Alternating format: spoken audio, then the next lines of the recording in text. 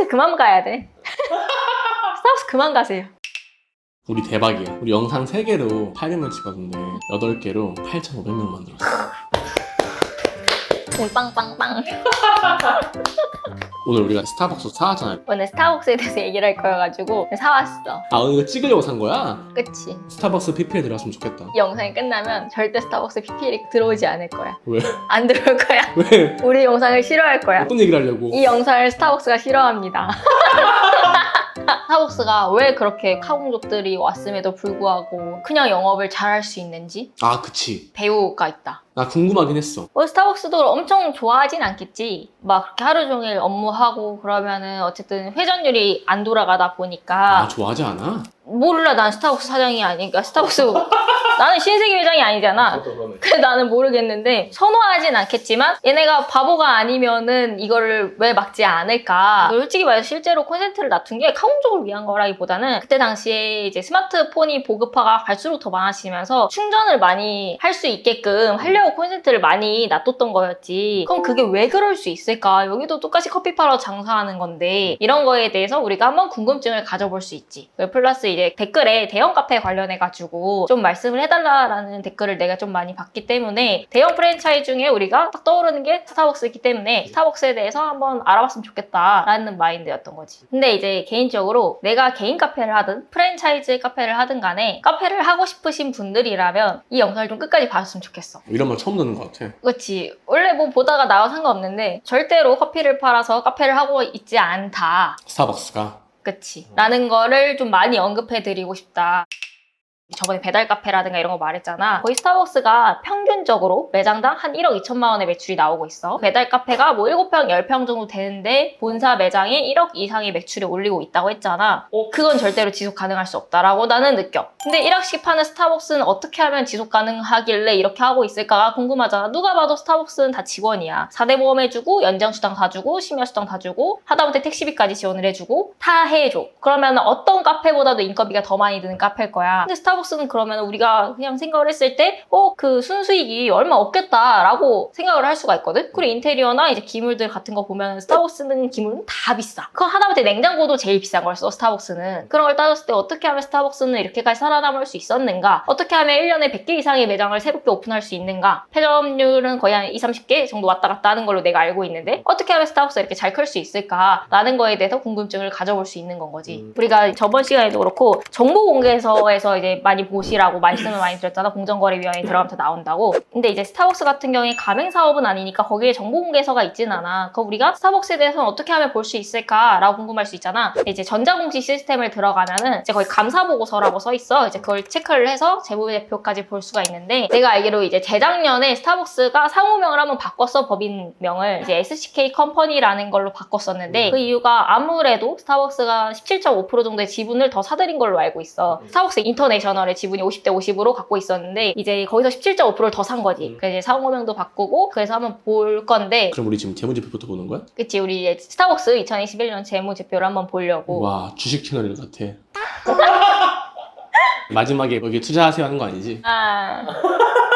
우리 2021년도 스타벅스 매출액을 보면은 2조 3,856억이야. 와. 이 안은 생략할게. 스타벅스 코리아지? 우리나라 2021년도 기준으로. 그리고 매출 원가는 1조 915억이야. 매출 총이익은 1조 2,940억인데 이제 이거는 매출에서 원가만 빠진 금액을 우린 매출 총이익이라고 해. 그리고 이제 판매비와 관리비가 써있잖아. 영업이익이 2,393억이라 돼 있는데 그러니까 우리가 여기서 궁금한 건 원가랑 판매비랑 관리비가 뭘까가 궁금하잖아. 지금 여기 재무제표에서 옆에 보면은 원재료비랑 단기상품 매입비랑 그걸 다 합치면은 이제 우리가 알고 있는 그냥 원가가 되는 건 거야. 우리 뭐 커피 사고 커피 뭐 빨대랑 이런 거 다 있잖아. 이 합친 금액이 원부자재비인 거고 인건비 그리고 임차료, 시설비, 소모품비, 수도 광열비 우리가 알고 있는 수도 공과금을 그냥 수도 광열비라고 알면 돼. 그리고 지급 수수료는 이제 스타벅스 본사 이런 데 내는 그 로열티 개념이라고 생각을 하면 되는 건 거지. 내가 이거를 이제 조금 더 쉽게 보기 위해서 퍼센테이지로 한번 계산을 해봤어. 근데 이제 원가가 29%가 나왔어. 그리고 인건비 28%, 임차료 10%, 시설비 9%, 소모품비 1%, 수도 공과금 1%, 뭐 기타 비용 2%, 10%, 그리고 지급 수수료 10%, 이걸 내가 소수 첫째 자리에서 반올림을 시킨 거야. 이걸 다 더해. 그럼 영업이익이 한 10%가 나와. 스타벅스도 영업이익이 10%가 나와. 그래서 2,393억이 된 거야, 영업이익이.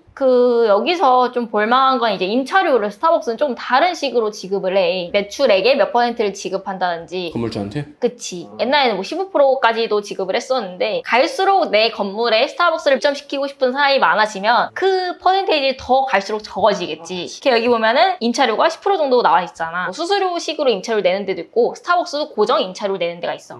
이런 식으로 했을 때 10% 정도가 나왔다, 2021년도에 라고 알 수 있는 거지. 근데 여기서 알 수 있는 건 여태까지 우리가 배달 카페든 프랜차이즈든 그렇게 큰 마진이 남는 구조라고 계속 말했잖아. 막 자기네들 40%까지 남는 데 있었잖아. 근데 스타벅스도 10%가 남는다는 게, 근데 여기서 10%가 남으니까 모든 카페인 다 10%만 남아 라고 할 수는 없는 게, 스타벅스가 이제 로얄티라는 10% 정도 꽤 큰 돈을 내잖아. 그래서 나는 카페 최대 이제 퍼센테이지를 순수익을 잡을 때 20%까지는 잡을 수 있다라고 생각을 한다는 거야. 이런 회사도 10% 정도의 수익이 남는다라고 한 거는 카페를 하시는 분들이 많이 봐야 될 숫자가 아닌가. 그럼 여기서 스타벅스가 10% 남는 거면 이 장사를 왜 하나 라고 생각이 들기도 하잖아. 매출액이 2조 4천억이 좀 안 되는데 이거를 2021년도에 1636개로 나눴을 때 한 매장당 한 1억 2천만 원 정도의 매출이 나왔어. 한 매장당 1억 2천만 원이면은 10% 나오면 1200 정도를 가져간다는 거야. 근데 이게 그렇게 많은 돈은 아닌 거거든, 생각보다. 10% 남으니까. 그러면은 이걸 왜 할까라고 했을 때 우리가 원가비가 한 29% 나왔잖아, 여기가. 근데 이 원가는 신세계 푸드라든가 다 신세계 계열 라인으로 애초에 물류 라인이 돼 있어.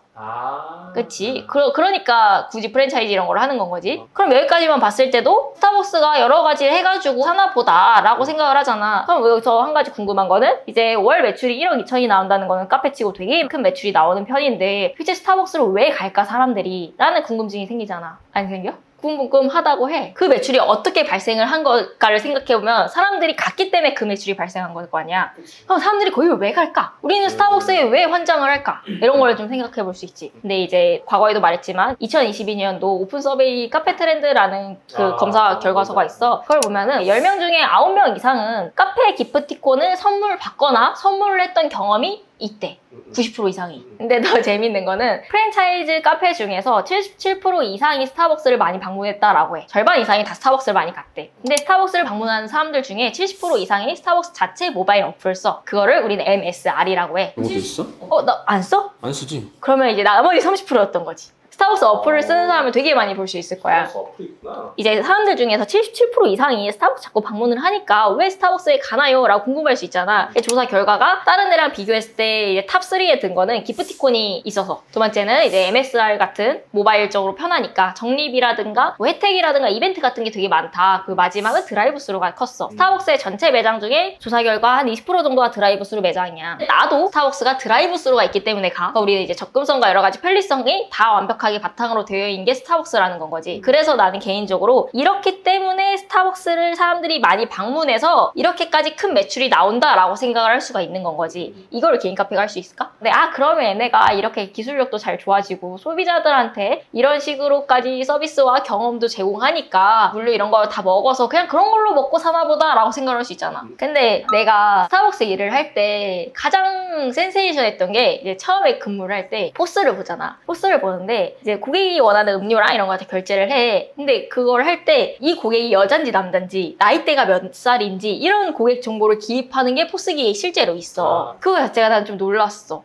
이렇게까지 디테일하게 조사를 한다고? 라는 건 거지. 근데 이제 그걸 바쁘니까 대충 누르긴 하는데, 근데 어쨌든 간에 그것만 봤을 때 여기는 정보 데이터에 대한 수집을 되게 원하는 기업이구나 라는 걸 우리가 알 수 있지. 근데 우리가 가끔 그러잖아. 내가 신발을 사려고 해. 그럼 갑자기 신발 광고가 막 떠. 그거는 우리 핸드폰이 우리에 대한 정보와 데이터가 수집이 될 수 있으니까 그렇게까지 고객 맞춤 서비스가 되는 건 거지. 스타벅스는 이제 모바일로 사람들이 거의 다 결제를 하고, 내가 어떤 매장을 이용하는지도 여기는 다 들어있고, 내가 몇 시에 어떤 음료를 먹을지도 스타벅스는 이제 아는 건 거야. 과거부터 이 사람이 어떤 걸 좋아하고 어떤 매장을 좋아하고 어떻게 시키는지를 다 학습을 했던 거야. 그럼 스타벅스가 한 달에 1억 이상의 매출이 나오는데 그거에 대한 모든 데이터를 학습하고 있었던 게 스타벅스인 거야. 그럼 우리 스타벅스는 이런 걸 뭘 할까? 신메뉴 개발이라든지 아니면 각종 이벤트 개최라든지 하다못해 상권 분석까지 엄청난 데이터를 가지고 시작을 하는 건 거야. 그럼 여기까지만 보면은 스타벅스는 되게 기술이 좋은 카페 회사인가 보다라는 생각을 할 수 있잖아. 근데 하나 더 있는 거야, 스타벅스한테는. 스타벅스는 이제 70% 이상이 MSR이라는 그 어플을 사용한다고 했잖아. 우리는 그걸 사용할 때 선불 충전을 해. 나도 10,000원 미친가로 떨어지면 30,000원 이상씩 충전이 되게끔 설정을 해놨어. 이걸 우리는 선불 충전 금액이라고 불러. 이 선불 충전 금액이 쌓이다 보면은 사업해서 알잖아. 돈이 처음에 들어온다라는 건 엄청난 메리트인 거야. 개인 카페라든 프랜차이즈는 다 내가 음료를 준 다음에 돈을 받으니까 애초에 매입을 한 다음에 파는 거야. 그러니까 돈을 쓰고 돈을 받는 개념인 거지. 근데 스타벅스는 애초에 70% 이상이 선불 충전 금액을 한다? 과연 그 비용이 얼마일까? 라는 게 궁금하지. 상상 안 간다. 억 단인가 이건? 재밌는 게 내가 재무제표를 보는데 우리 아까 영업이익이랑 이런 거 봤잖아. 근데 그 밑에 금융이익이라고 써 있는 게 있더라고. 영업이익 밑에 금융수익과 금융원가가 써 있어. 이게 뭘까 궁금하잖아. 2017년도부터 2021년까지 총 5년 동안 스타벅스는 그 선불 충전 금액에 대한 이제 다른 데 투자를 했겠지. 그 이익으로만 600억 원 이상의 수익이 냈어. 1년에? 5년 동안. 2017년도부터 2021년도까지. 근데 이제 2023년도를 봤을 때 그 돈이 3,000억 이상이 됐다라고 하는 거야. 3,000억? 600억은 아까 이자에 대한 수익이었던 거고, 선불 그 예치금이라는 게 2023년도에는 한 3,000억 정도가 추정이 된다라고 해. 대한민국. 스타벅스 코리아만. 근데 이 수치를 봤을 때 이렇게 3,000억이라고 하면 우리가 감히 얻을 수도 있잖아. 근데 우리나라의 주요 핀테크 회사들이 있잖아. 토스나 네이버페이, 카카오페이 이런 애들을 부르고 있어. 근데 이 3,000억이 카카오페이보단 낮은 수치야. 근데 이제 네이버나 토스로 봤을 때는 거의 한 2배 이상으로 많은 예치금이 있다라고 표현을 할 수 있는 거야. 근데 우리나라의 핀테크 회사들을 보면은 금융법상 아마 고객의 예치금을 100% 안전한 기관에다 투자를 해야 되게끔 얘네는 규제를 받고 있어. 근데 이제 스타벅스는 그런 규제를 받지 않아. 왜? 왜냐면 이제 금융감독원에서 스타벅스 코리아에 있는 예치금은 스타벅스 코리아에서만 사용할 수 있기 때문에 전자거래법상 규제를 하지 않아도 된다가 얘네의 말이었어. 미쳤네. 그래서 이제 스타벅스를 규제 없는 은행이다 라고 되게 말을 많이 하지. 우리나라 카페에서 스타벅스가 엄청 많았잖아. 그 돈이 어디서 날까? 충분히 우리의 돈을 가지고 계속 만들어내는데 이게 매장의 수익이 아닌 금융 수익으로 만들어낸다 라고 충분히 예측을 할 수가 있는 건 거지. 우린 여태까지 스타벅스 코리아에 대해서 얘기를 한 거잖아. 그럼 이제 스타벅스 인터내셔널에 대해서도 생각을 해볼 수 있어. 그러네. 그럼 이제 전 세계에 한 75개국 정도의 스타벅스가 한 28,000개 정도가 운영하고 있어. 지금은 더 늘어났을 거야 아마. 근데 재밌는 게 똑같이 선불 충전 금액을 사용하는 이용자 수가 있을 거 아니야. 그 이용자 수가 우리가 알고 있는 애플, 삼성, 구글, 페이보다도 더 높은 이용자 수가 스타벅스를 사용하고 있어. 진짜? 그래서 이제 재밌는 거는 우리나라처럼 이렇게 스타벅스 인터내셔널도 고객들한테 예치한 금액이 있을 거 아니야. 그 돈이 2021년도 기준으로 20억 달러가 넘어. 20억 달러? 20억 달러면 얼마냐면 2조 3천억 원이라는 수치인 거야. 그러면 이것만 봤을 때 우리는 스타벅스가 블록체인 기술을 결합시켜서 뭐 암호화폐로 만들어가지고 디지털 자산으로 변화를 시킨다. 그랬을 때는 이제 우리는 다른 나라에 갈 때 환전 수수료가 없어도 되는 거야. 스타벅스를 은행처럼 이용을 한다면. 이게 무슨 말도 안 되는 소리냐라고 생각할 수 있잖아. 근데 실제로 스타벅스는 2018년도에 비트코인에 투자를 되게 많이 했었어. 스타벅스 인터내셔널이. 그리고 이제 2018년도쯤에 아르헨티나에 있는 현지 은행과 같이 합작해가지고 은행 업무를 볼 수 있는 스타벅스를 실제 만들기도 했어. 실제 만들었어? 이런 걸 다 고려했을 때 스타벅스랑 비슷한 이렇게 커피를 팔고 음료를 팔고 푸드를 팔고 공간을 파는 카페들은 스타벅스랑 비교를 할 수가 없다라는 게 가장 큰 건 거지. 그러니까 어쨌든 간에 여기서 하지 않는 그런 수익 구조라든가 사람들한테 경험을 줄 수 있는 걸로 프랜차이즈든 개인 카페든 해야지 라고 생각을 해. 난 개인적으로 스타벅스 좋은 점이 뭔지 알아? 스타벅스가 1999년에 이화여대에 처음으로 1호점을 오픈했단 말이야? 그럼 이제 24년 이상의 역사를 가지고 있는 거잖아. 그럼 뭐야? 우린 자료조사할 게 많아. 자료조사할 것도 많고 재무제표도 너무 완벽하게 다 돼 있잖아. 이 말은 이 기업이 믿음직하다라는 말인 거거든? 신뢰가 있을 수밖에 없는 기업인 거지. 근데 이제 이걸 또 돌려서 말하잖아? 1년에 막 100개 이상씩 늘어나는 그런 매장들 있잖아. 그런 매장들은 아무것도 없는 거야. 우리와의 신뢰? 내일 당장 그 대표가 그만둔다고 해도 그럴 수 있다라는 거야. 그래서 기하급수적으로 프랜차이즈가 늘어나는 그런 매장을 하시잖아요. 위험한 거야.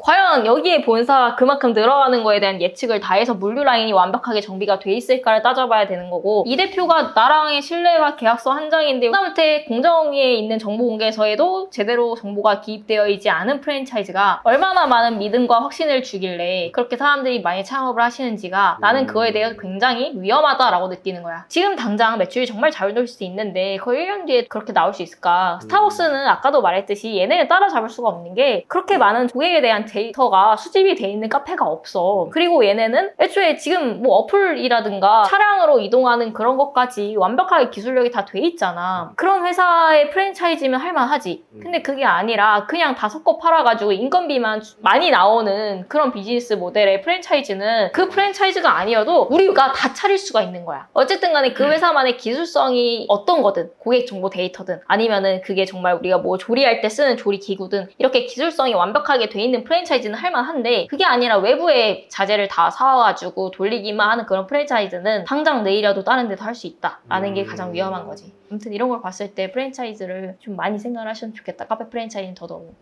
오늘의 결론 한마디. 스타벅스도 커피 팔아서 10% 남는다. 근데 이제 스타벅스 본사에 10% 정도의 로열티를 준다고 하는데, 원래 우리도 프랜차이즈에 이렇게 로열티를 다 제공해. 근데 이제 로열티가 좀 적은 데도 있는데 이렇게 없지 않아 다른데 다 이렇게 녹여가지고 다 받는 거야. 그래서 스타벅스도 10% 남는다. 30% 40%씩 남는다는 데는 한번 좀 걸러서 생각을 해봐야 되지 않나.